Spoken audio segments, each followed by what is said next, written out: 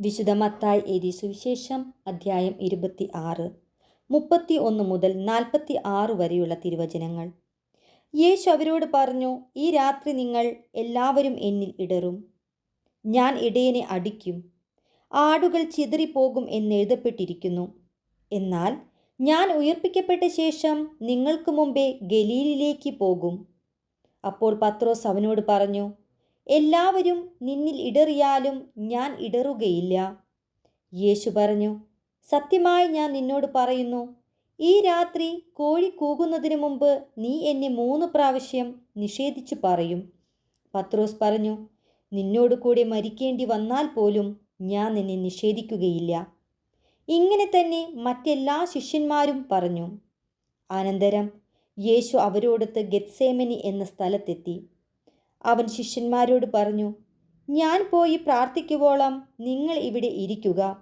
അവൻ പത്രോസിനെയും സെബദിയുടെ 2 പുത്രന്മാരെയും കൂടെ കൊണ്ടുപോയി. ദുഃഖിക്കാനും അസ്വസ്ഥനാകാനും തുടങ്ങി. അവൻ അവരോട് പറഞ്ഞു, തീവ്ര ദുഃഖത്താൽ ഞാൻ മരണത്തോളം എത്തിയിരിക്കുന്നു. നിങ്ങൾ എന്നോടൊത്ത് ഉണർന്നിരിക്കുക.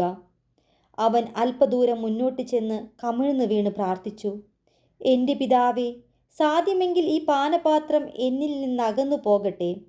എങ്കിലും എൻ്റെ ഹിതം പോലെയല്ല, അവിടുത്തെ ഹിതം പോലെയാകട്ടെ. അനന്തരം അവൻ ശിഷ്യന്മാരുടെ അടുത്തേക്ക് വന്നു.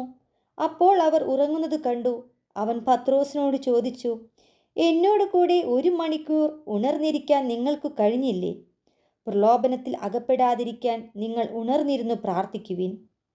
ആത്മാവ് സന്നദ്ധമെങ്കിലും ശരീരം ബലഹീനമാണ്.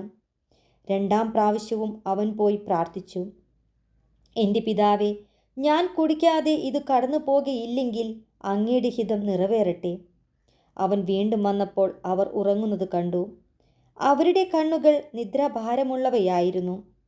അവൻ അവരെ വിട്ട് 3ാം പ്രാവശ്യവും പോയി അതേ പ്രാർത്ഥന ആവർത്തിച്ചു. പിന്നെ അവൻ ശിഷ്യന്മാരുടെ അടുത്തു വന്നു പറഞ്ഞു, നിങ്ങൾ ഇപ്പോഴും ഉറങ്ങി വിശ്രമിക്കുന്നുവോ? ഇതാ സമയം അടുത്തിയിരിക്കുന്നു. മനുഷ്യപുത്രൻ പാപികളുടെ കൈകളിൽ ഏൽപ്പിക്കപ്പെടുന്നു. എഴുന്നേൽക്കുവിൻ, നമുക്ക് പോകാം. എന്നെ ഒറ്റിക്കൊടുക്കുന്നവൻ അടുത്തെത്തിയിരിക്കുന്നു.